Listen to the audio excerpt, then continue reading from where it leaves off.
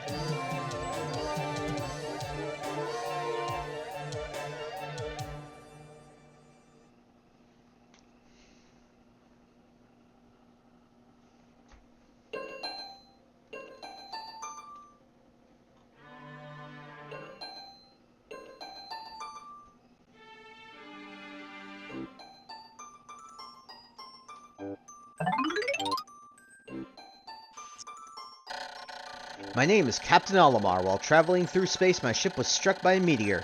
I must have blacked out and I woke on the surface of a weird planet. With so many parts lost, the skeletal hull of my beloved dolphin is a painful sight. The engine is gone, and I'm stranded.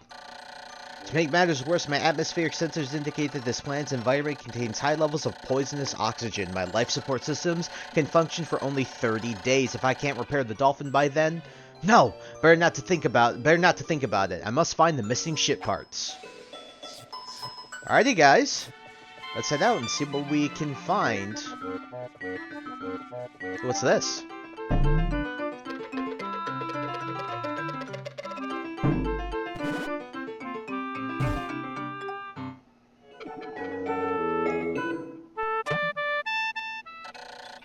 A strange thing has appeared before me. I had barely begun my search when it reared up as if it were waiting for me. It then dropped a single seed. What is it? Is it alive? Is it a machine? It resembles a vegetable on my home planet that we call an onion. I shall call this an onion too. Alright, so we got that little seed that it ended up spitting out, this onion as Olimar likes to call it. Let's see what the seed yields.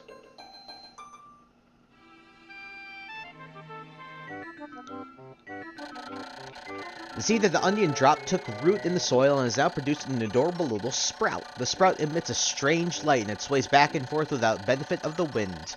I cannot help but think it is calling to me. I am compelled. I must approach it and press A. Alright, I guess he wants to press A on something.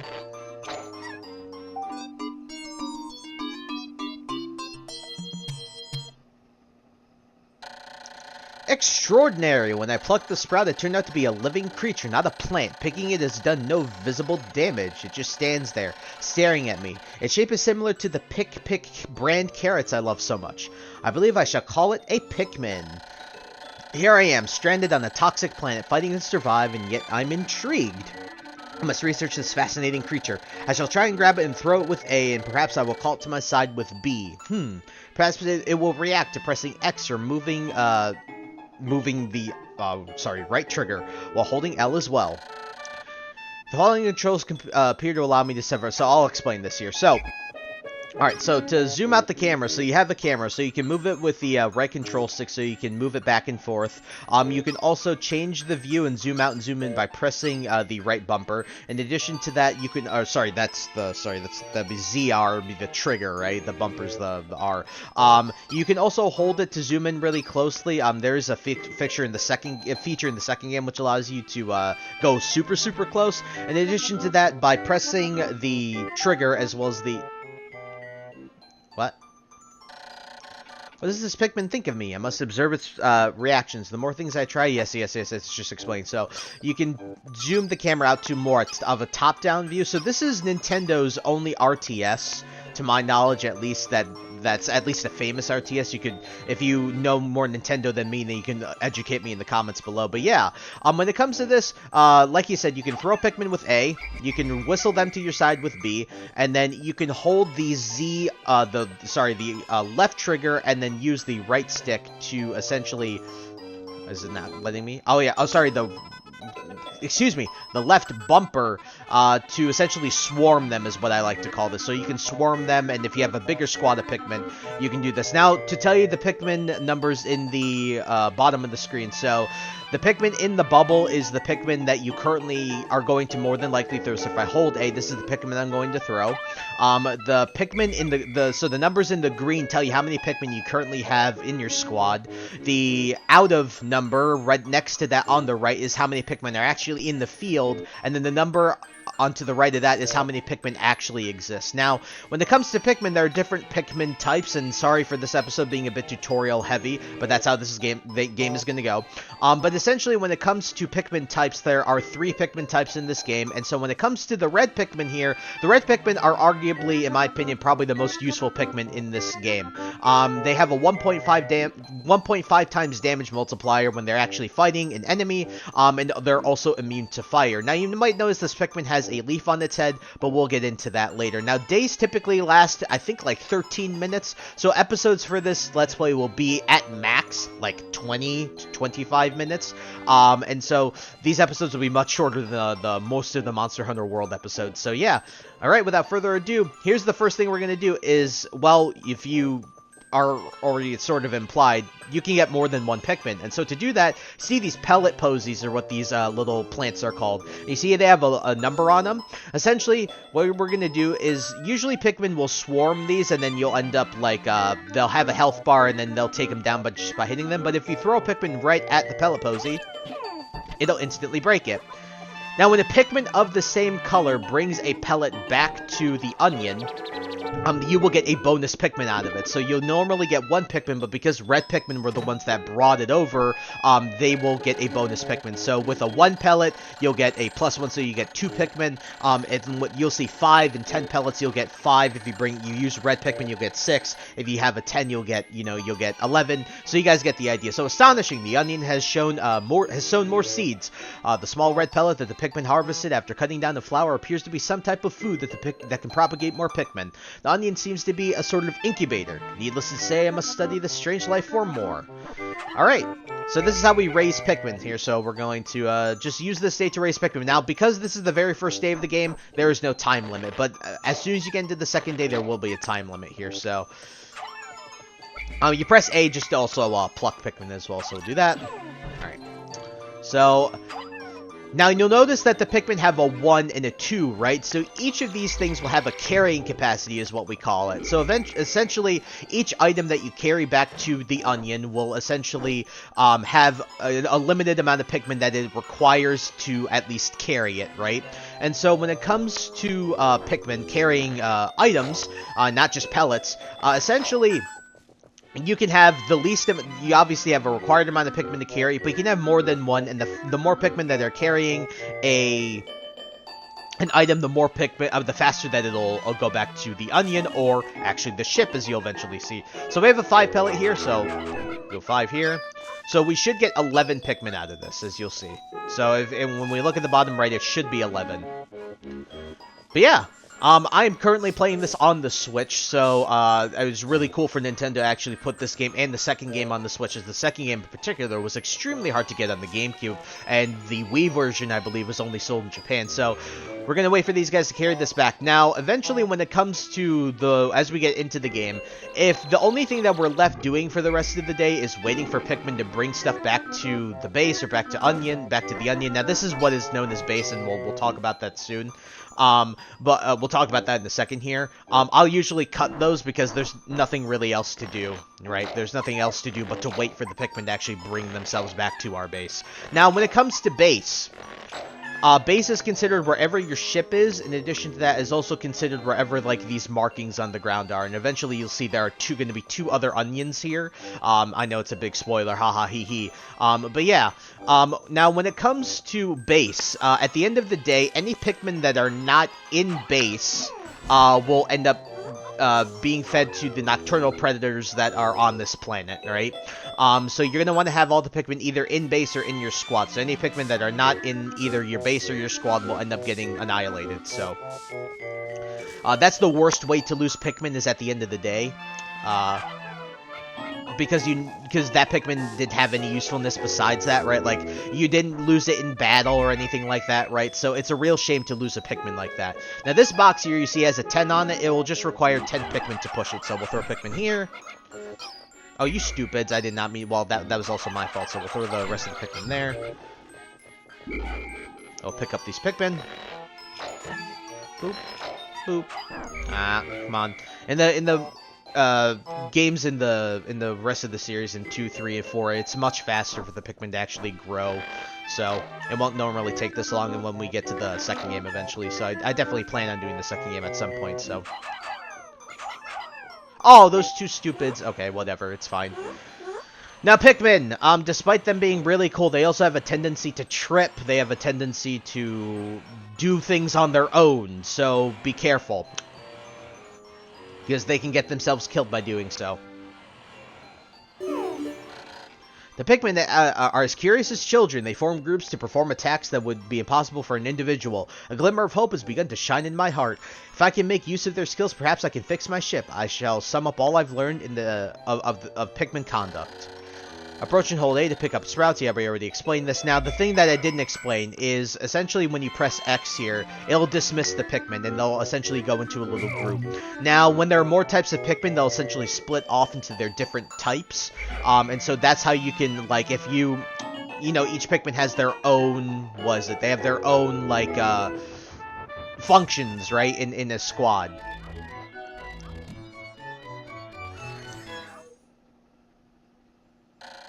Amazing, there's no mistaking it. My ship's engine rests before my very eyes. By a stroke of pure luck, I've already stumbled upon the most important piece of my damaged craft. Fate has smiled upon me. But how will I get it back to the Dolphin? Well, using the Pikmin, of course, but we're going to raise up as many red Pikmin as we can today, so we're going to carry back all of these pellets that we see. I'm going to throw them up here as well. 2 Pikmin, grab that, and 2 Pikmin, grab that, and then we'll have the rest of you 3 get this. Come on. The 1 Pikmin who hasn't. Now, when you press the plus button, actually, well, we don't have the map yet. So there's a map, but I don't know where. There's one. Yeah, there's one idiot. Yeah. Okay. Throw it on there, and then they'll all carry this back to base. I believe the max you can get on this day is 20 or 25. I believe it's 25 Pikmin you can get on this day first, so.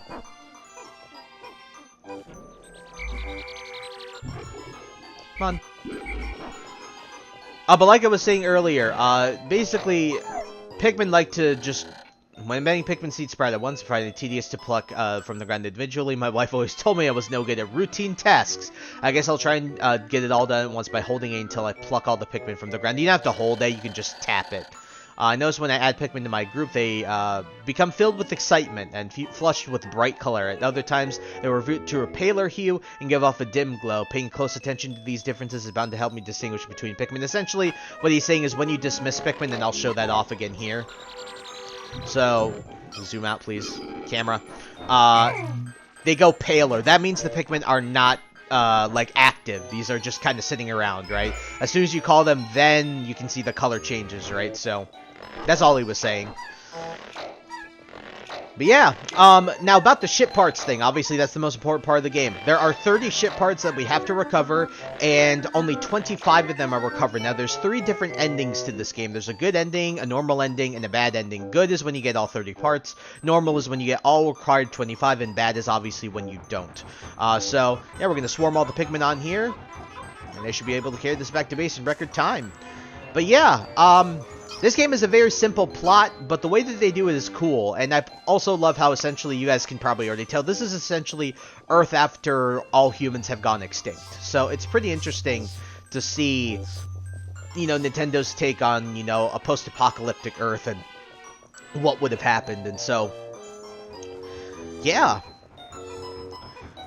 Now, I like doing this live because as an RTS, this is obviously a game where, you know, every moment matters, right? And so we're gonna bring all the we're gonna bring the engine back to the ship itself. Very cool, Holt. And also, when you get a lot of Pikmin like this with their leaves, it actually looks really cool when they're like all in a circle like this. So,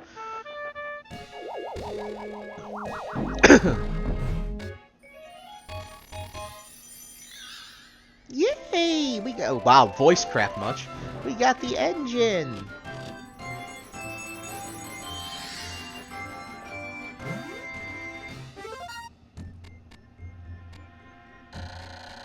Oh, glorious! With the help of these Pikmin, I've taken a huge step back toward home. My ship can once again lift off. The glimmer of hope is beginning to burn more brightly, but what has become of the remaining parts? That search starts tomorrow. And so this cutscene will play at the end of every single day. All the Pikmin crawl back in because it's nighttime, and of course the nocturnal predators are going to be awake at night, and we do not want to be on the surface of the planet when that happens because they'll annihilate us. So like I said, any Pikmin that are left behind, that are not in your squad or not at base, will be left behind, and that's the worst way to lose Pikmin. At least if you lose them when fighting something, they will, it's like they go down fighting, right? So, one day since impact. I've somehow managed to launch the Dolphin, but I was surprised to see the Onion lift off with me. Perhaps the Pikmin cannot survive overnight on the planet's surface. Or have they merely decided to join me for other reasons? Either way, it seems they will help me again tomorrow. The Dolphin is missing 29 parts. If I can't recover them all, I may never return home to my family on planet Hokotate. Analysis shows my life support systems will function for only 29 more days. How can I repair my Dolphin in such a short time? A dense forest is visible on the surface below as it holds the keys to my survival. I'll name it the Forest of Hope. I'll explore it tomorrow. And so this is like your end day screen. So you'll see the amount of Pikmin that you've raised up, so the amount that you've sprouted, the amount that you lost in battle, and the amount that you left behind. Now, I think it's impossible to leave Pikmin back on the first day or lose them in battle. So yeah, as you can see, when it comes to the red Pikmin, we currently have 25 of them. We also have the amount of parts remaining, the amount of days remaining left as well. So now when it comes to this game, I'm not necessarily going to be speed running it, but I do like to be efficient. So you'll definitely see that come out in me when we're doing this Let's Play. But yeah, let's save. I think we're good there.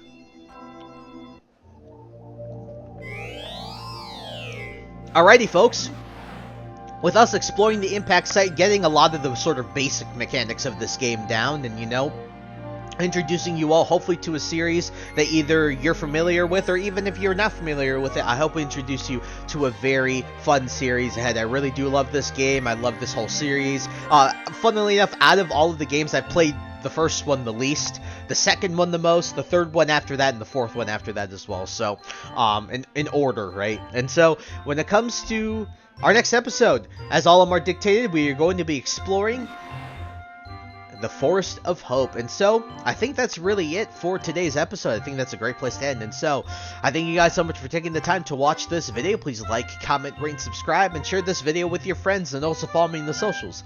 Those will be linked in the description below. And with that, guys, I welcome you to my new Let's Play of Pikmin. I really hope you enjoyed this video. I really hope you enjoyed this first episode, and I will see you all in the next one. Hope you guys have a wonderful day. Peace. High ambitions and the right mind can take you so far. It's like you lived a few lifetimes. Take off from a break off from the weak minds. They can stay soft. You can change lives.